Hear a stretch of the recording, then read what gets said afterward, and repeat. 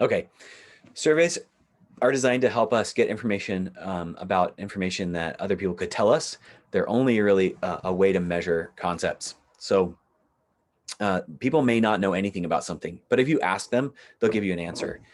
Um, they're not a research design, they're just a way to measure something. So like I said before, each question measures a specific concept or has a specific take on a concept. So if you're looking at food insecurity, when you ask a question about food insecurity, you can't really apply that to poverty unless you're using multiple different questions that might reflect different aspects of poverty. Um, there are significant benefits and detriments to using surveys as a measurement strategy. And we'll talk about those today. But please remember that a survey is not a sampling strategy. It's not how to get to a certain group of people. It's not a research method. It is just a way to measure something. Um, so at the beginning of each survey, you write a brief introduction. Most of the time it includes your name and title, the purpose of your survey, gives them some option about opting out, has your contact information. It could potentially include the duration of the survey or how the results will be used. So let's imagine that you're writing a survey about housing or homelessness in Orange County. You could say, thank you for taking my survey. I'm Dr. Tucker at Cal State Fullerton Center for Public Policy. This survey is about perceptions of homelessness in Orange County. We ask that if you participate, that you share with us, your personal experiences. We anticipate the survey will last about 5 minutes. You are free to quit the survey at any time. There won't be any penalty. And we hope that these results will be used to inform policymakers about homelessness in Orange County. If you have any questions about the survey, you can contact me at, insert my email, drtucker at fullerton.edu.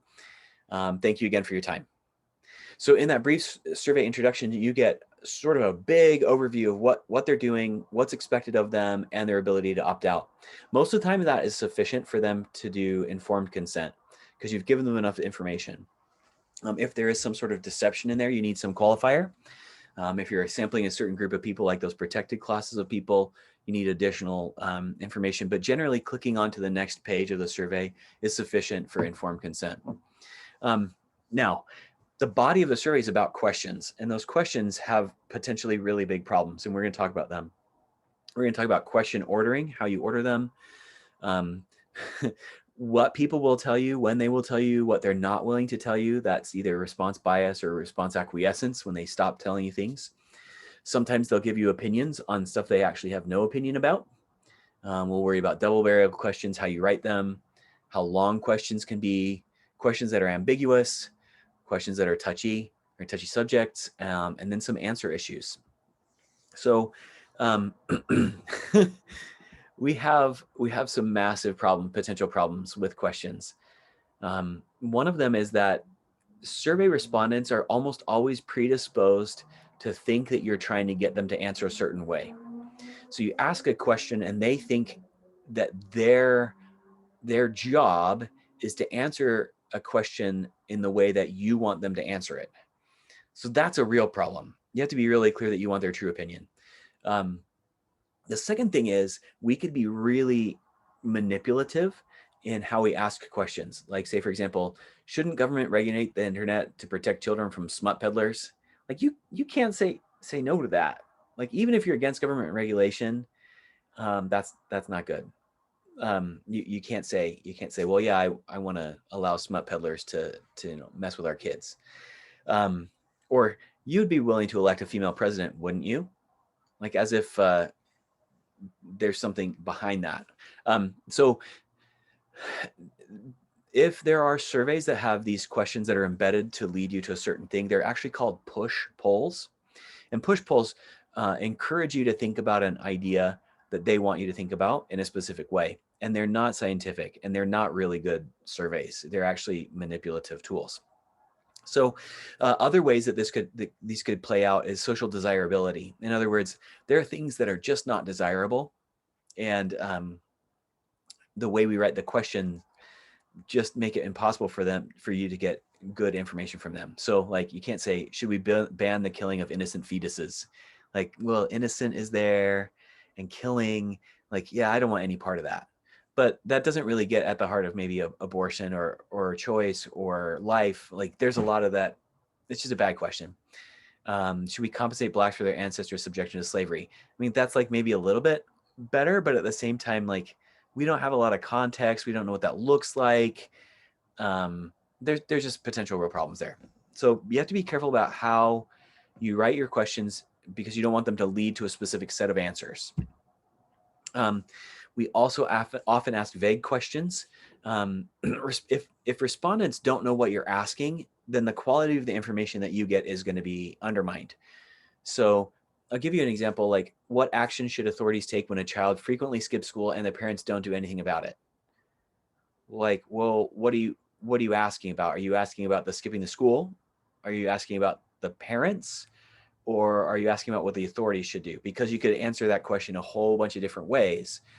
That's vague enough that if you want to know about all three of those components, or if you want to know about just one of those components, you should rewrite the question or ask other questions with different component parts of it so that you can get at what you're actually looking at.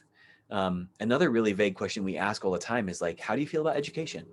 Like what? The cost of education, or the online hybrid version of education, or the educational environment, or education is good or bad? Like, come on, be specific. Another potential real problem with questions is we call them double barrel questions, where you're asking a respondent to go into a conclusion where there's no other option. So it's a false dichotomy. Like, do you favor protecting the environment or spurring economic growth? Well, what if you like both? Usually if you get a question like that, they'll have a preemptive statement that says, we know that this is a bad question, but if you were forced to choose between environment or economic growth, which one would you choose? So like you can make those a little bit different, but nevertheless, at their core, they're forcing you into a choice that may not be mutually exclusive. Like, should we increase the police force or the fire department? Well, what if I like both? What if I don't like both? What if I, there's some other option? So usually the questions as they're written like that, they don't work very well. We have to rephrase them, reframe them, write them differently so that you actually get good information, because there's nothing worse than asking a survey question and getting bad information. Here's some other potential problems. Like I said, I was going to go through this pretty quickly. The order in which we ask questions will lead to a set of different answers. And this has been a pretty robust finding in the literature. And it, once again, plays on this, the conscience and the psyche of what each respondent is going through. So like I said before, sometimes respondents will anticipate what you're trying to ask, or they will try and respond in a way that's pleasing to you. But then also they get self-conscious about some of their questions if their questions lead them to feel not good about themselves. So for example, if you ask them about their income first, like how much do you make per year? How much do you give to charity? You get a response that's artificially inflated when it comes to charitable giving. It's because they say, well, I make that much money, I should be giving more. So I'm going to fake how much I give in charity so I don't feel bad about myself. They feel like they're being judged. So if you ask them about charitable giving and then income, they will devalue their income. So you say, how much do you give in charity? Well, I give, $1,000 a year in charity. Okay, well, how much do you make? They're not going to say like they make $150,000. They're going to say, well, I make like $60,000, because then they feel better about not giving as much. So what does that mean when it comes to analyzing the data? It means that one of those answers is right and one of those answers is wrong. And it really depends on what order in which you ask the questions, which piece of information you want to know was right. So if you ask about taxes then spending, you'll get cut taxes and spending. But if you ask about spending and taxes, you'll get spend and then raise taxes to pay for it. See, like the respondents don't think of these questions in isolation, even if we ask them in isolation. They think of them as a composite, and that they're being judged, or that they have to somehow reconcile their answers between each question that they go through. That's called consistency bias. We can get inconsistent information if based on the order in which we ask questions. So how do we solve for that? Most survey programs will allow you to randomize the question ordering if you want to wash out that detail. Or you can know or have a prediction about which question is going to be wrong based on the question order, and you keep that question order and you just don't trust that second answer as much. So there are ways to get around it, but you have to think through not just how you word the question, but the order in which you give them. And oh, this is an old PowerPoint, but this is totally true. Like, if you ask a question, people will give you an answer, but most of the time they don't know. So if you ask about like what changes President Bush made to Social Security, he didn't make any. So no matter what they say, it's actually not about Social Security. Probably it's more about some indicator about how they feel about President Bush. So they don't have an opinion about something that didn't happen because the thing didn't happen. What they have an opinion about is something else in the question. So you have to be careful about some of those things, because you ask them a question, they'll answer it. Another version is American policy towards Burundi too aggressive, not aggressive enough, or just about right. Most Americans don't really care about Burundi, and they just don't know what we're actually doing there. So you can ask them that, but they probably don't know. On probably a more specific level, a more applicable level to you, you have to recognize that most people don't care about what you care about.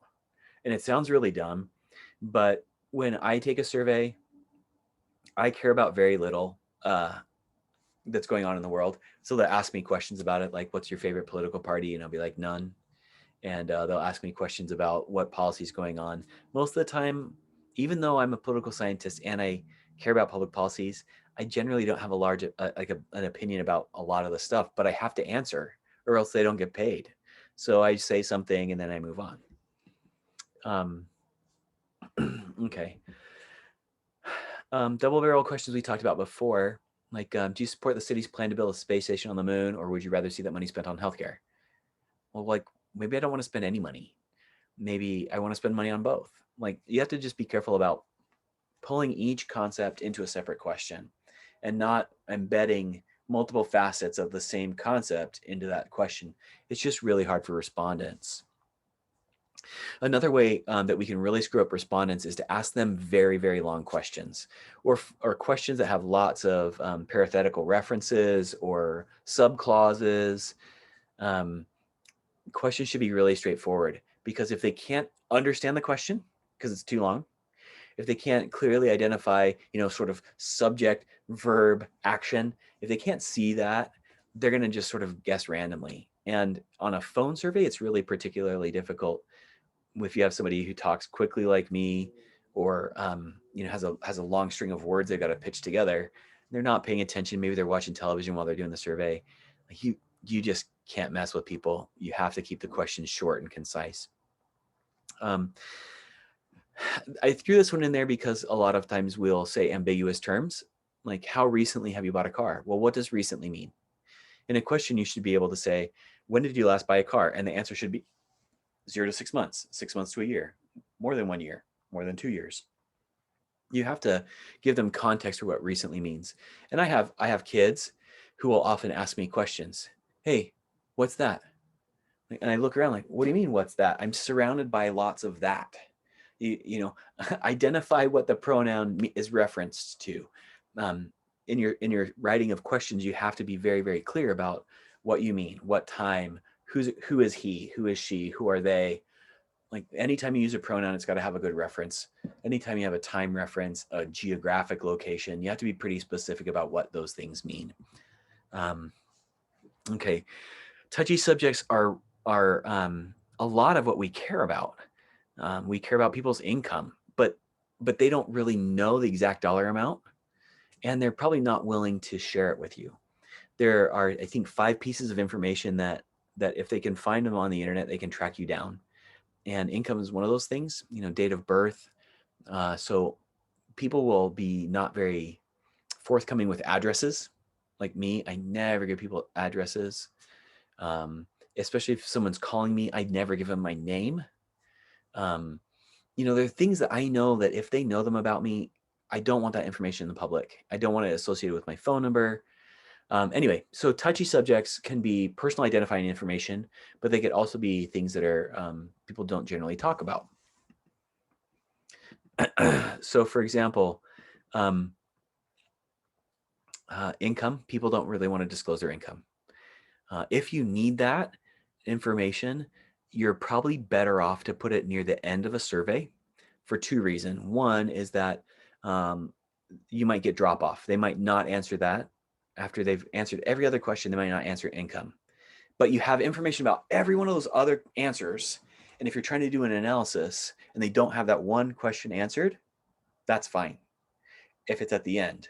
But if they don't answer that at the beginning, what it does is if you ask them information about their income at the beginning, it predisposes them to be concerned about what else you will ask them. And it sounds really dumb. Like I was talking about how they pair, respondents pair questions in their brain. You can ask them a gazillion questions about their preferences. You can ask them questions about all sorts of behavior and all sorts of things. And they don't worry too much about it until you get to a touchy subject like age, income, geographic location. And then all of a sudden they start freaking out. Like, oh my gosh, people will know this demographic information. They don't actually pair that with their previous responses. For some reason, demographic information is like worrisome to them. If you ask them at the beginning, then they are leery about everything else you ask them. But if you ask them at the end, they might be leery about it, but they won't go back and change their answers from the beginning. So there are a lot of these like psychological tricks that you can do. Age totally offends people. So you can bracket them like you're in this certain age group. I'm bumping into a new age group in the next year or so. And I'm not super upset about it, but if you ask them, if you asked me how old I am and I give you a number, I don't worry about that. But some people, they don't want to give you a number, but they will be happy to give you the year in which they're born, as if for some reason we can't calculate their age based on that information. I don't know why, but people respond differently to different kind of stimuli, including, like, I don't want to feel old. I don't want to say that I'm 65, but if I say that I was born in 1950 something, then I'm okay to say that. Like there's some badge of honor to the year, but not to the age. Okay, other touchy subjects, not like race is one, not a person's individual race or their racial or ethnic identity. They'll tell you that, but their opinions on race. Like I think in one of my future slides, it says that there's like only 3% of the world is racist if you ask them. People are shy away from answering questions about religion, race. Sometimes they shy away from political party, depending on what the survey is. Most people don't talk about things that they've done that are illegal. They're afraid that they're going to get caught for some reason.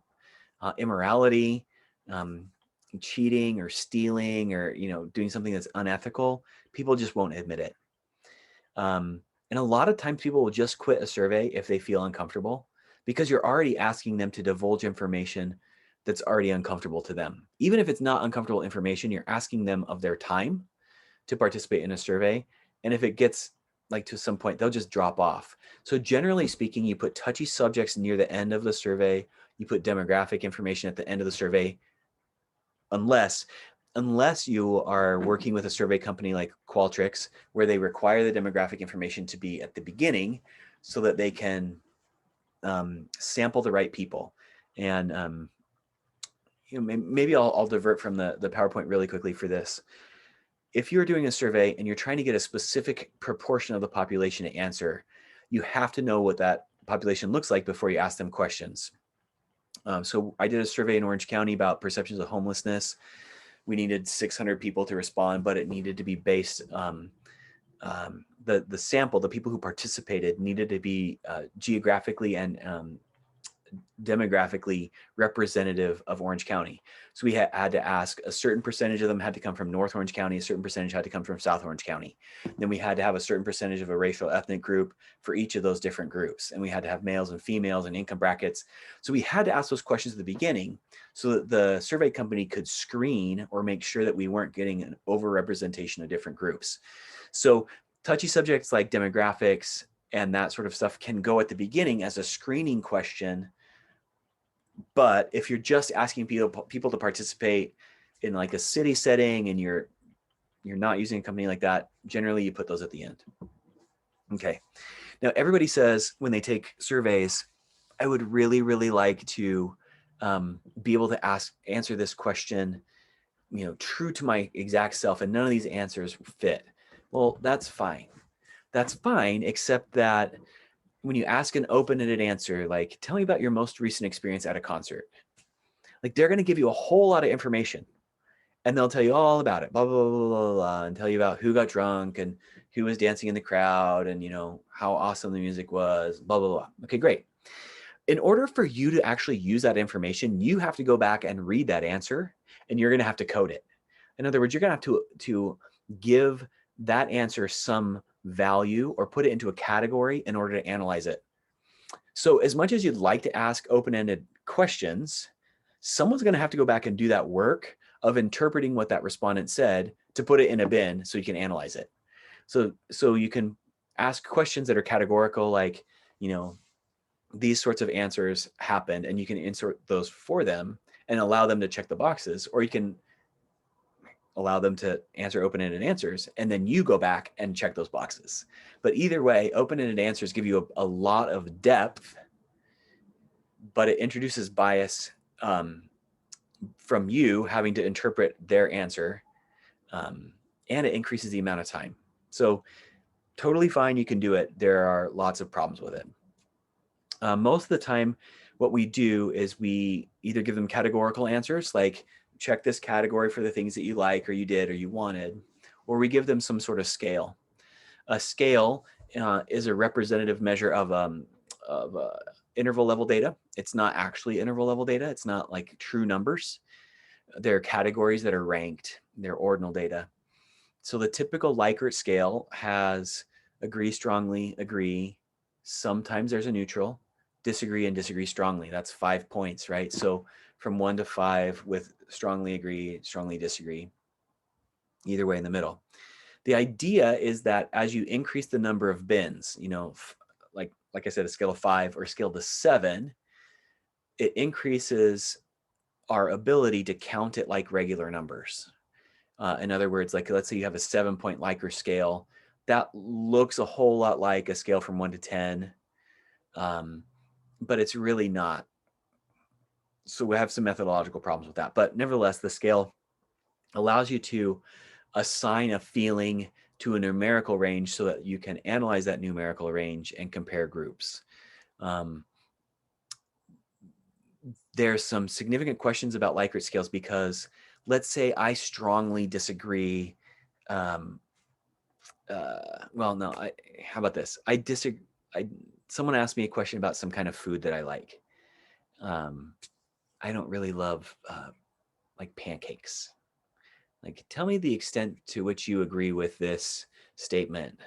I love pancakes. So I'd say, oh, I disagree. I don't love pancakes. But somebody says, I disagree strongly. Like, I really don't like pancakes. And somebody says, well, I'm neutral on pancakes. The difference between neutral and disagree is like slight maybe, or it could be really big. And the difference between disagree and disagree strongly could be small, or it could be big. So in other words, like I could slightly disagree with that statement because I'll eat pancakes. But there's some people who disagree strongly with it, and they would be like, I freaking hate pancakes. I will never eat pancakes. They make me throw up. Well, like, I'm not like that. But somebody else could say disagree strongly, like, yeah, I strongly disagree. I don't like pancakes. I'll eat them sometimes, but I disagree with that. So my disagree and their disagree strongly sound really similar, but my disagree and the first disagree strongly, like I'm going to throw up if I eat pancakes, that's really different. So these bins or categories on the Likert scale, they're not really comparable between themselves. You can say that agree is better than disagree strongly, but there's a lot of variation in there, and it might minimize the type of variation that you'd see in that measure, or the extent to which someone really strongly disagrees or strongly agrees. So Likert scales have that problem. Semantic differential scales are really similar to Likert scales, except the central point's not labeled. Sometimes if you put a label in the middle, people will choose neutral when you could probably force them to agree or disagree with something. And why would you want to do that? Well, because if you force them to take a position, then you kind of know a little bit more about their deep-rooted feeling. A lot of people will default to neutral if neutral is a possibility. So whatever. A second type of scale is called a Gutman scale. So the Likert scale asks a question and you give a range. A Gutman scale is simply is a simple combination of a number of answers to a certain question. So a lot of people think about Gutman scales and they actually do them, but they wouldn't know what to call them. So let's say, for example, I want to create a scale of how environmentally, conservation oriented minded you are. I could ask a Likert scale, and on 7 points, how environmental are you? Extremely or not, and everything in the middle, 1 to 7 or 1 to 5. Let's do 5. 1 to 5. Okay, you can do that. But an alternative way is to say, well, I want to know about specific kinds of behaviors. Do they recycle? Do they drive a hybrid or an electric car? Do they eat a plant-based diet? Do they shower infrequently? Like whatever. Or do they hug trees? And so you can ask them, do you recycle or not? Do you drive a hybrid or not? Do you plant-based diet or not? So there's a total score here of a potential of 5. If they do all 5 of those things, they get a score of 5. If they do 2 of those things, they get a score of 2 on the environmental score. So the Gutman scales are additive. Each question adds on itself. It allows you to analyze each question individually. And so those are all good. Gutman scales have another problem though. In terms of environmentalism, is eating a plant-based diet the same as hugging trees? They count the same on a Gutman scale. They're equal. Yes or no, yes or no. So if you don't ask equal type behaviors, your scale could be significantly off or unrepresentative. Nevertheless, we use Gutman scales. We just have to be careful how we construct them. But they're really valuable tools, especially when you're looking at behavior. Okay, wording concerns. We have all sorts of problems with the way that we can word questions. Sometimes these are really subtle. Well, not just the way we word questions, but the way we word answers. So agree strongly, agree, disagree strongly. Sometimes people have different opinions about all those different things. This is sort of like beating a dead horse here that we can include like somewhat agree, somewhat disagree, strongly. There are all sorts of variations on how you choose words for answers. Okay. Surveys can be really long, not just costly in terms of like how much time are you on the phone. People get tired of doing surveys, and the longer they go, the more likely it is that you're going to have drop off. A really, really good survey should be like between 5 and 15 minutes long. And by the time you're at 15 minutes long, most people will want you to compensate them. So it's unclear if length of survey gives worse answers, but more questions means longer survey time, and most people just stop taking surveys. If you're doing, so I work with survey providers a lot. Lucid is one of them. Qualtrics is one. Qualtrics will charge me $5.50 per completed survey for a nationally representative survey. In other words, if I just want to know, what people are doing out in the US. If I start drilling down into, I just want to look at Orange County, that survey is going to cost me $7.50 because of the way they sample. And if it's longer than 10 minutes, they're going to charge me a surcharge because it's harder to get people to complete a survey if it's longer. So you try really hard to minimize the number of questions you ask. You don't drop relevant questions, but you drop irrelevant questions. So let's get at the core of the survey. Let's get a core at the measurement, ask the right questions, not too many. Bam, it's done. Okay, here's another potential problem. Most surveys are moving online. And when they're done online, we'll talk about this in just a second, how do you get people to take online surveys? Well, you have to buy a sample. You have to pay somebody to administer a survey to people who have agreed to take online surveys. In the past, we would just dial random digit dial landlines, and that was not against the law. We would just randomly call people who had landlines, but chances are you don't have a landline. Now there's a federal law that prohibits us from using computers to dial cell phone numbers. So we have to hand dial cell phone numbers. And how do we get those cell phone numbers? We actually have to buy them from somebody. There are companies out there who strip information from the internet, strip information from cell phone providers. They'll call every phone number to see if it's a business or it's a private residence, and they'll essentially build a database of numbers that work. And those are kind of nefarious. They'll look at what language is spoken. They might ask you questions if you own the house. They'll do whatever they can to figure out if that number is valid. Then they turn around and sell that number as part of their database when somebody who wants to do a survey calls them. Okay. Also, how you administer the survey matters. When we were on landlines, we knew everybody was in their house because that's where landlines are. When we call people on a cell phone, they could be in the middle of a mall or in a park or driving. We're required to ask them if they're driving. And if they're driving, we have to get them to agree to call back, to have us call back. You're going to ask touchy subjects, how people respond to touchy subjects in a cell phone conversation might be different than how they would deal with touchy subjects on a landline or on an email based survey. I think people are much more comfortable not having to say things that are touchy out loud. Like if we're talking about their sexual behavior, answering that on a cell phone is just not going to be a nice, you're just not going to get a nice response.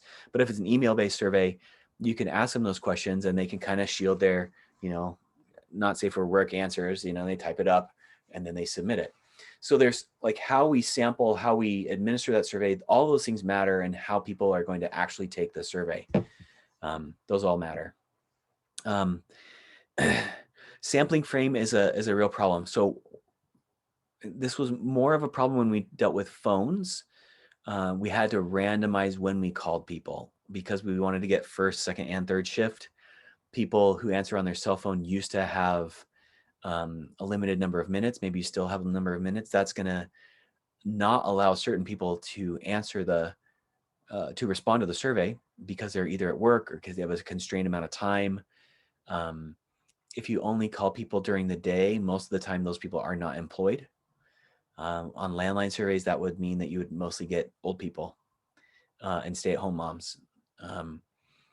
So we have to be careful about how we administer the survey. So when we buy email lists for email-based surveys, we make sure that they have a certification that says these people aren't just internet trolls and Amazon Turk people, or we have to verify that these actually have real jobs. They come from certain income brackets. There's all sorts of stuff like that.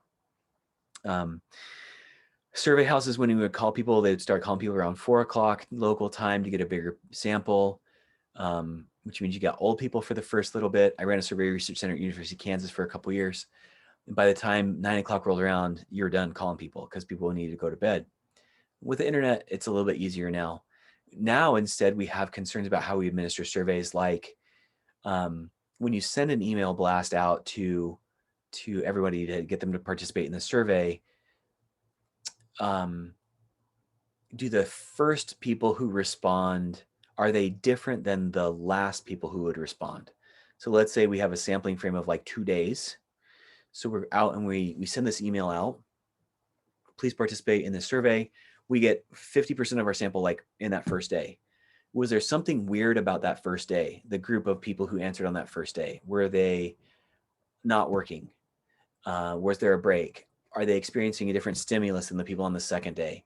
You have to think through like what could have happened between that first day and the second day, because what you'll find is that the first people who start responding to email-based surveys, they don't have anything better to do.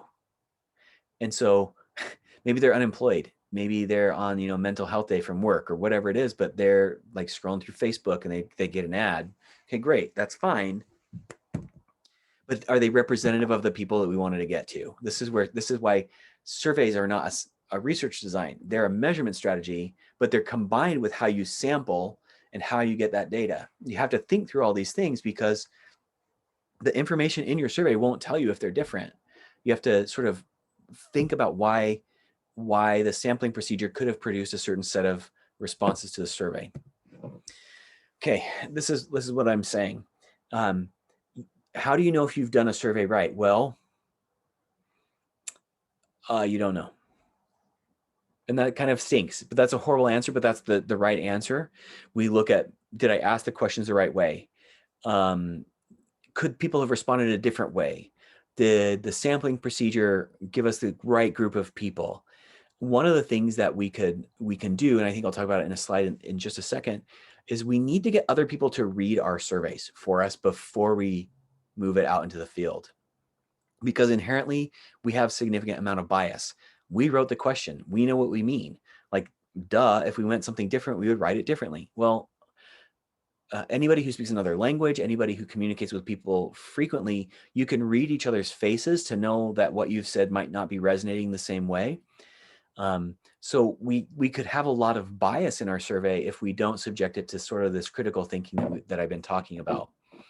So we call this field testing. Anytime you design a survey, you should plan on field testing it. Simply put the survey out there to somebody who will not eventually take the survey as part of your data.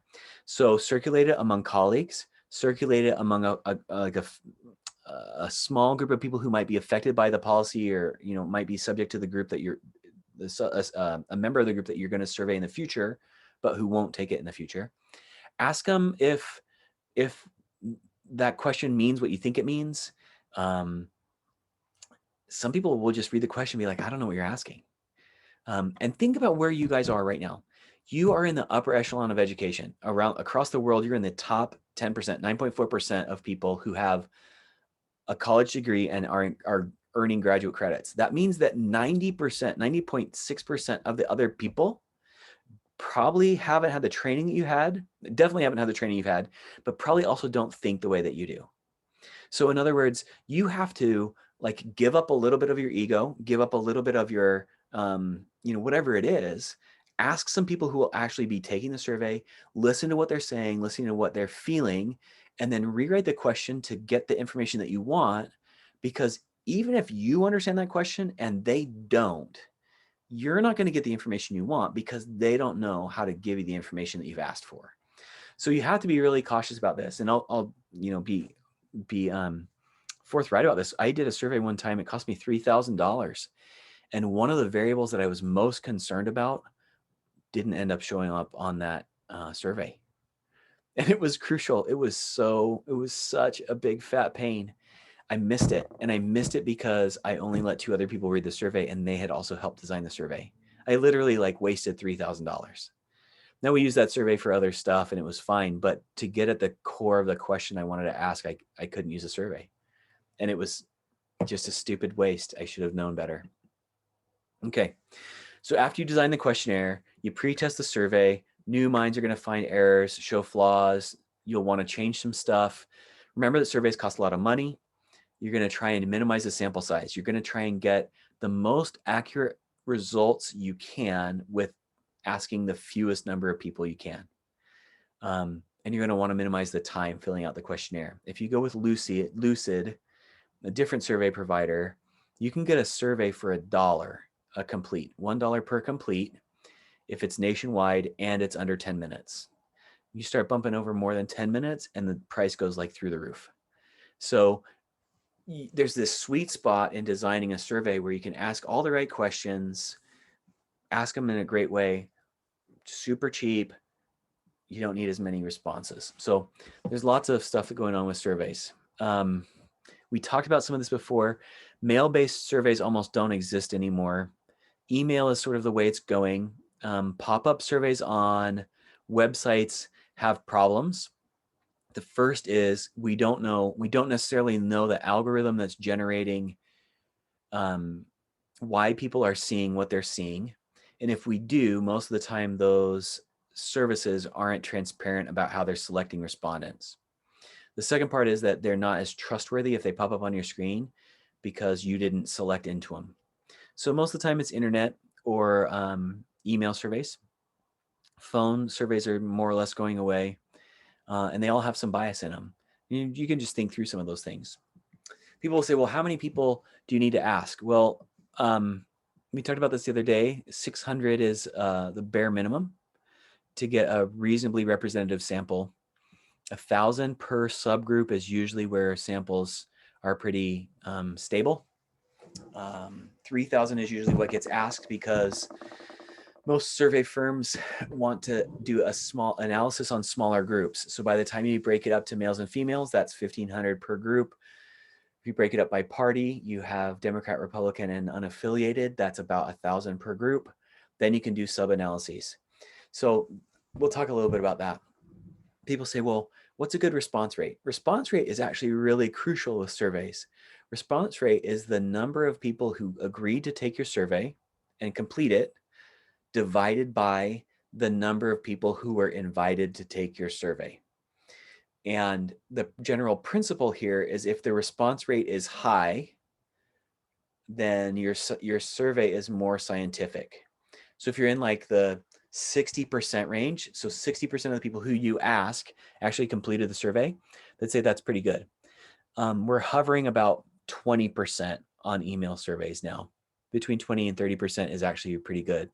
So you invite 100 people and you get 20 people to take your survey. That's doing pretty good. That used to be a really horrible number. And the principle is like, as you get this lower number, you're getting more of a convenience sample, which we'll talk about in the future. And if you get a convenience sample, you're actually asking people who are more willing to take the survey, but might not be as representative of the whole population. How do you increase the response rate? Well, one way is to provide them some incentive. Sometimes drawings work, or lotteries, or whatever they call them in California. Free will giveaway. There's like all these legal things you have to say. Most of the time, though, you get an honorarium, and the appropriate incentive is generally what it costs to buy lunch. So if you want somebody to take a 30-minute survey, you give them $10. And they'll do it all day long for the opportunity to go to Which Wich or Panda Express or whatever that is. That's kind of their key. You don't need to pay them $500, and you don't need to pay them $1. Like $1, people say no, that's not worth anything, but lunch is worth something, and we found that in the survey research literature. Here's some other potential problems. Are you asking the right people? That's called the sample frame. If you are asking people of different cultures, languages, you could field a survey in Orange County and miss a huge chunk of the population if you only do it in English. I think we have 4 or 5 languages that meet the 10% threshold for election materials. So because we have those different languages, we have to produce election materials in those languages. But that also means, like, if you don't do it just in English, that's 40% of the population who won't give you answers to these questions. So then you have to think, well, am I asking the questions in the right way? Can I translate them? Do they have the same cultural meaning if I ask them this way or somewhere else? And if you rewrite them, is the cultural meaning in one language comparable to the cultural meaning in another language? So there's a potential to have a real problem if I ask it, let's say in Spanish, and it means something in Spanish that's similar to what it means in English. Are those both responses going to be able to be compared? Or if I have to ask it in a different way in Spanish and then I can't actually ask it the way I want to in English, should I change it? So there's just problems. Okay. We'll talk about sample size for statistical significance, but generally it's like 600, 1,000, or 3,000. All right. We're getting into sampling a little bit, but who are we asking the questions to? Are they representative of the group that we want to make inferences for? So if we're only sampling in Irvine, we can only generalize to Irvine. If we're sampling in Orange County, we can generalize our survey results to Orange County. Are we only sampling a small group of people? Did we miss somebody? There are all these sort of sampling questions, but we'll talk more about that later. I've already talked about how you buy survey responses and all that sort of stuff. Essentially what we're doing is we're turning over the sampling process to somebody else. But what that means is that we have to trust that what they're doing is going to allow us to use our data to make inferences to somebody else. And then are the questions going to make sense to people? Are they clear? Are they ambiguous? Are they vague? Are they ethnocentric? Are they using cultural clues from my background that those people don't have? So I grew up in the Cold War, and my dad worked for the Air Force. So Cold War references and Russians and nuclear holocaust are like they're all in my vocabulary, but to a lot of you, that's like, I don't have any idea what you're talking about. So I have these cultural cues that don't make any sense anymore. In fact, I have undergraduates and maybe some of you who don't remember pre 9/11. So I remember like walking up to airport gates and visiting my family and giving them hugs. I remember flying by myself when I was like 10, to go visit my sister. There were all sorts of these things that if I say some of these words, you just don't get. So are there cultural clues or ethnocentric things that are in my questions that can I translate them? Will they miss some meaning? And like, what's the concept I'm trying to measure? Will people answer honestly? There's all sorts of these questions we got to just work on. So for your homework, what I'm going to ask you to do is write a very short survey, 10 questions, not including demographics. So don't even throw any demographics in there, about something that you're interested in. You can use this as a start for your survey assignment, but get in the process of actually trying to write just 10 questions that are relevant to some bigger project. As you do that, what happens is you say, oh, well, that's an easy question to ask.